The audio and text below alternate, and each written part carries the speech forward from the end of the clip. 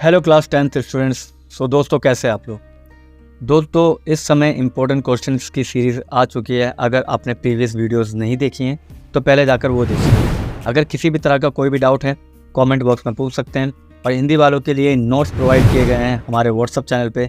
अगर आपने वो ज्वाइन नहीं किया है तो पहले जाकर आप डिस्क्रिप्शन में व्हाट्सअप चैनल ज्वाइन कीजिए, PDF डाउनलोड कीजिए और वहाँ से PDF पहले पढ़ लीजिए ताकि आपको ये लेक्चर बेहतर समझ में आए। ठीक है। आज हम लेकर आए हैं top 5 question chapter number 7 history का print culture and the modern world. ठीक है, तो स्टार्ट करते हैं फर्स्ट क्वेश्चन के साथ। और फर्स्ट क्वेश्चन हमारे सामने, what kind of books were available in India before the introduction of print culture. यानी कि प्रिंट कल्चर से पहले इंडिया के अंदर किस तरह की किताबें आती थी यानी पढ़ाई जाती थी। और प्रिंट कल्चर क्या होता है, लिखित पुस्तकों की बात कर रहा हूँ मैं। ठीक है, इससे पहले किस तरह की किताबें पढ़ाई जाती थी। चलिए आंसर देखते हैं। Earlier the books used to be hand written either on palm leaves और हैंडमेड पेपर। ठीक है, यानी कि पहले क्या होता था, या तो वो हाथों से लिखी जाती थी किताबें, इसके अलावा वो पाम लीव्स पे लिखी जाती थी। यानी कि एक तरह से पत्तों पर, नारियल के पत्तों पे लिखी जाती थी। और नारियल के पत्ते कितने बड़े होते हैं हम जानते हैं। तो पहले उसी पे लिखावट होती थी और हाथों से बनाए हुए पेपर ही यूज़ किए जाते थे।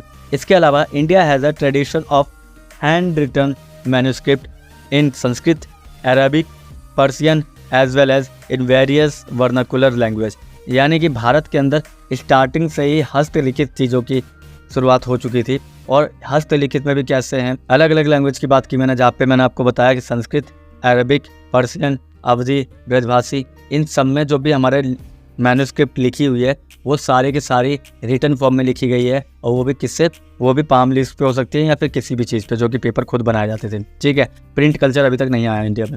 इसके अलावा हम बात करते हैं, पेजेस वर समटाइम्स ब्यूटीफुली इलस्ट्रेटेड। यानी कि पेजेस कभी कभी बहुत ज़्यादा सुंदर बनाए जाते थे ताकि अट्रैक्ट किया जाए सामने वाले को। They would either be placed between wooden covers और sewed together to ensure preservation.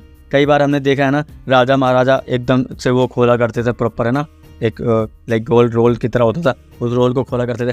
कभी कभी वो पत्तों का भी रोल बनता था, कभी कभी वो अलग तरीके की चीज़ें बनती थी और वो बहुत ब्यूटीफुली रिप्रेजेंट किया करते थे उस चीज़ को। और ये था हमारे देश में प्रिंट कल्चर के आने से पहले का कल्चर। ठीक है, तो ये फर्स्ट क्वेश्चन था, इंपॉर्टेंट है इसलिए मैं लेकर आया हूँ और आप इसको करके जाना। ठीक है, चलिए तो सेकंड क्वेश्चन देखते हैं हमारे सामने क्या है। सेकंड क्वेश्चन है, explain any 5 reasons for bringing in large number of new readers among children, women and workers during the late 19th century। 2014, 2016 और 2017 में पूछा गया ये क्वेश्चन कि आप 5 रीज़न बताइए जिसमें आपको लगता है कि चिल्ड्रन यानी बच्चे, वुमेन यानी औरतें और मजदूरों के बीच में जो पढ़ने की कला है वो ज़्यादा विकसित हुई है। ठीक है, यानी पढ़ना जो है वो बहुत बड़े लेवल पे होना शुरू हो गया। ठीक है, चलिए आंसर देखते हैं। द 5 रीजन्स आर, 5 रीज़न ये हैं। फर्स्ट है कंपलसरी प्राइमरी एजुकेशन। हमने देखा 19th सेंचुरी में जो गवर्नमेंट है, जो कि उस समय ब्रिटिश गवर्नमेंट थी, उन्होंने कंपलसरी कर दी प्राइमरी एजुकेशन तक। ठीक है, यानी कि 5वीं तक तो हर बच्चा पढ़ेगा, स्कूल तो प्रत्येक बच्चा जाएगा ही जाएगा। ठीक है, अब इसमें क्या है, महिलाएं भी जाएंगी और बच्चे भी जाएंगे और मजदूर भी जाएंगे। ठीक है, अब वो वहाँ तक तो पढ़ सकते हैं, एटलीस्ट जहाँ तक उन्हें जो भी चीज़ दिखा दी जाए वो उसको पढ़ ले। ठीक है, इस समय में हमारा क्या है, पढ़ने का कल्चर बहुत ज़्यादा बढ़ने लगा था। इसके अलावा सेकंड है, women became important as reader. यानी कि सबसे ज़्यादा वुमेन्स हमें रीडर्स के रूप में दिखती है, क्योंकि देखिए क्या होता है, घर में बैठी हैं, घर का काम कर रही हैं, फ्री टाइम में उन्होंने क्या किया, उस समय पढ़ाई लिखाई शुरू कर दी थी। ठीक है, और वो बहुत अच्छे रीडर बन के भी देखने को मिलते हैं। थर्ड पॉइंट है, land libraries become instrumental for educating white collar workers, artisans and lower middle class people. यानी कि जो पढ़ने की कला है वो इस तरीके से होने लगी कि लाइब्रेरीज बनने लगी और लाइब्रेरीज में वाइट कॉलर लोग, जो कि ऑफिशियल लोग होते हैं ना, ऑफिसर्स टाइप, वो लोग, और इसके अलावा लोअर मिडिल क्लास के लोग भी वहाँ पे पढ़ने के लिए जाने लगे। ठीक है, प्रिंट कल्चर के आने से भी ये फ़ायदा हुआ और 19th सेंचुरी में तो भारत में बहुत ज़्यादा देखने को मिला।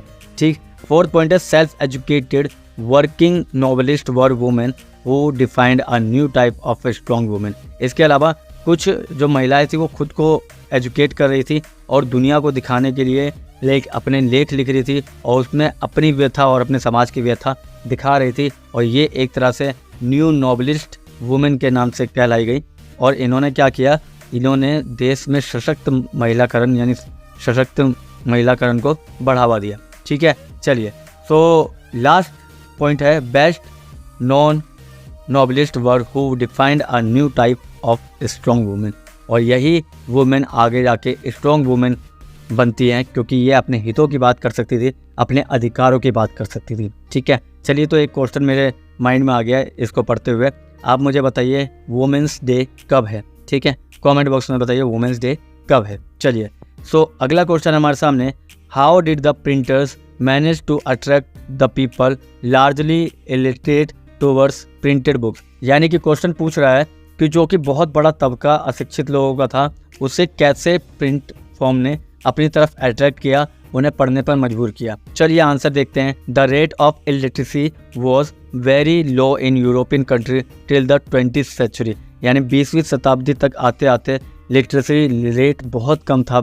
चलिए फर्स्ट पॉइंट देखते हैं। To attract the illiterate common people towards printed books, publishers release the wider reach of printed work whereby even those who could not read could certainly enjoy listening to books being read out। ठीक है, इसमें क्या हुआ कि जो हमारे जो Europe के अंदर प्रिंटर लोग थे, वो अपने जो बुक्स का प्रकाशन है वो इतने बड़े पैमाने पे करने लगे कि लोगों को अब स्टोरी सुनने में मज़ा आता था, उन्हें स्टोरी को पढ़ने में मज़ा आता था। और इसी मज़े के कारण वहाँ पे बहुत सारे लोग लिटरेट होने लगे इलिटरेट से। ठीक है, इसके अलावा क्या है second point, so printers began publishing popular ballads and folk tales. यानी कि जैसे हमारे यहाँ दंत कथाएँ होती है, ठीक है, हमारे पौराणिक कथाएँ होती है, तो वहाँ पे भी इस तरह की चीज़ें वो क्या कर रहे थे, क्षेत्रीय भाषा में रिलीज़ कर रहे थे, प्रिंटिंग कर रहे थे उसकी। और इससे क्या हो रहा था कि such books would be profusely illustrate with pictures. और कुछ किताबें तो इतनी सुंदर बनाई जाती थी। फॉर एग्जांपल आज की डेट में देखिए बच्चे अपनी किताबों की तरफ ज़्यादा अट्रैक्ट इसलिए होते हैं क्योंकि उनकी किताबों में अलग अलग तरीके के चित्र होते हैं ताकि उनको अट्रैक्ट कर सके। और इसीलिए हम देखते हैं यूरोपियन कंट्री के अंदर भी पब्लिशर्स जो थे ना, वो अपनी किताबों में क्या कर रहे थे, चित्र डाल रहे थे ताकि लोग अट्रैक्ट हो और उनकी किताबों को पढ़े। ठीक है, और थर्ड पॉइंट है, इंपॉर्टेंट पॉइंट है, these were also sung and recited at gathering in villages and in towns in taverns in towns. ठीक है, अब इसमें हमें देखने को मिलता है कि ये किताबें लेकर एक इंसान जाता था, वो पूरे गांव को एक साथ सुनाता था। अब गांव वालों को भी इन किताब की तरफ अट्रैक्शन बढ़ती थी कि यार ये तो पढ़ पा रहे हैं, ये तो दुनिया को सुना पा रहे हैं, ये कथाएं हैं, ये कहानियाँ हैं। ठीक है, अब हम क्यों नहीं सुना पा रहे हैं, इसलिए भी लोग क्या हो रहे थे, अट्रैक्ट हो रहे थे और वो अपनी इलिटरेसी को लिटरेट में बदलना चाह रहे थे, यानी अशिक्षित से शिक्षित होना चाहते थे। ठीक है, और इसीलिए हम देखते हैं 20वीं शताब्दी में बहुत सारे लोगों ने फिर शिक्षित अभियान में अपना योगदान दिया। ठीक है, चलिए ये थर्ड क्वेश्चन था। चलिए फोर्थ क्वेश्चन की तरफ चलते हैं। Highlight any 3 innovation which have improved the printing technology from 19th century onwards. यानी कि 3 इनोवेशन बताइए जिसने प्रिंटिंग टेक्नोलॉजी को आगे बढ़ाया। चलिए आंसर देखते हैं। 3 innovation which have improved the printing technology from 19th century onwards. First है method of feeding paper improve. यानी कि हम देखते हैं कि जो पेपर का जो मेथड था पहले वाला, अब उसको बदल दिया गया है। अब पेपर को और ज़्यादा अट्रैक्टिव बनाया गया है ताकि रीडर अपने हाथ में जब लेना तो उसे क्या हो, फील अच्छा है कि हाँ वो पढ़ रहा है। ठीक है, इसके अलावा the quality of printing plates become better. ठीक है, यानी आपने देखा होगा प्रिंटिंग मशीन के अंदर प्रिंटिंग प्लेट्स होती हैं, उसको और बेहतर कर दिया ताकि जल्दी जल्दी पब्लिश हो सके, जल्दी जल्दी प्रिंट हो सके चीज़ों को। थर्ड पॉइंट है automatic paper reels and photo electric control of the colour register were introduce. इसके अलावा पहले जो प्रिंट होता था वो ब्लैक एंड वाइट होता था, अब कलर हो चुका था और कलर में पिक्चर भी कलर होने लगी थी। ठीक है, ये थर्ड पॉइंट था। फोर्थ पॉइंट है the accumulation of several individual mechanical improvements transformed the appearance of printed text. ठीक है, इसमें हम देखते हैं कि अब इंडिविजुअल लोग क्या कर रहे हैं, मैकेनिकल इम्प्रूवमेंट कर रहे हैं, खुद की प्रिंटिंग मशीन में खुद इम्प्रूवमेंट करने की कोशिश कर रहे हैं। और जिसमें प्रिंटेड टेक्स्ट जो है उसमें भी अब आप अलग अलग फॉन्ट का यूज़ कर सकते हैं और इसके अलावा अलग अलग लैंग्वेज को भी अब आप क्या कर सकते हैं, ट्रांसलेट कर सकते हैं। ठीक है, तो ये था फोर्थ क्वेश्चन। चलिए फिफ्थ क्वेश्चन देखते हैं हमारे सामने क्या है। फिफ्थ क्वेश्चन है why was Martin Luther in favour of print, explain the 3 reason. यानी कि मार्टिन लूथर किंग जो पुनर्जागरण के जन्मदाता भी कहते हैं जिन्हें, वो क्यों प्रिंटिंग के साथ थे, यानी प्रिंटिंग के फेवर में क्यों थे। आपको 3 रीज़न बताने। ठीक है, चलिए सो आंसर देखते हैं। Martin Luther was in favour of print and spoke out in praise of it. ठीक है, क्योंकि He wrote 95 theses criticizing many of the practices and rituals of the Roman Catholic Church। यानी हमने पुनर्जागरण काल में पढ़ा हुआ है, क्योंकि 10th क्लास में आप अभी तो आप नहीं पढ़ सकते, मगर 11th में ज़रूर पढ़ेंगे जो अभी आर्ट्स लेंगे।